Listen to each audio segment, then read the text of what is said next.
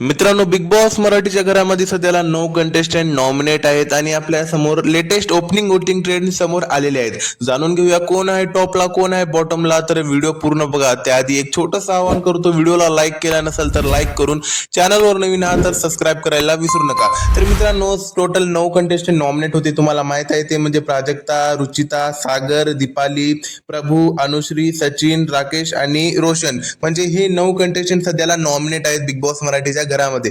आणि सगळ्यात खाली बॉटमला जे म्हणलं तर ते आहे सध्याला सागर करांडे.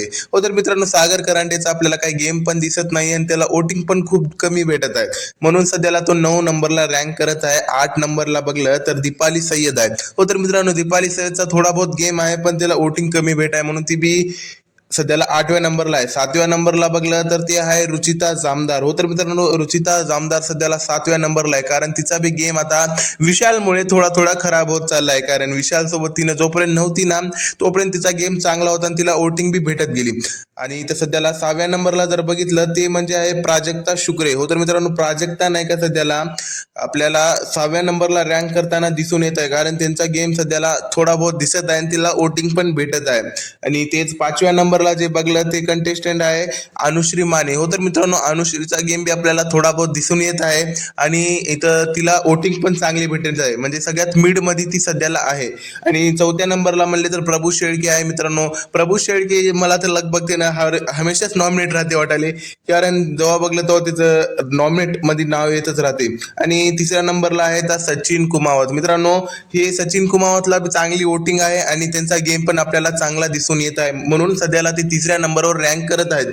त्यानंतर 2ऱ्या नंबरला जे आहे ते म्हणजे राकेश बापट. हो, तर मित्रांनो, राकेश बापटला चांगली वोटिंग भेटत आहे आणि राकेश बापटचा गेम पण सगळ्यात चांगला दिसून येत आहे आपल्याला घरामध्ये, कारण राकेश बापट आपला गेम आपल्या हिशोबानंच खेळतो. ते बिग बॉसचं पण ऐकत नाही, घरच्याचं पण ऐकत नाही. आणि सगळ्यात टॉपला तर कोण राहणार आहे सर्वांना माहितच आहे, ते म्हणजे रोशन भजनकर. हो, तर मित्रांनो, रोशन दादा नाही का जेव्हा नॉमिनेट असतात ना तेव्हा सध्याला ते टॉपलाच रँक करतात, त्यांचं खाली येतच नाही, म्हणजे रँकिंग खाली येतच नाही.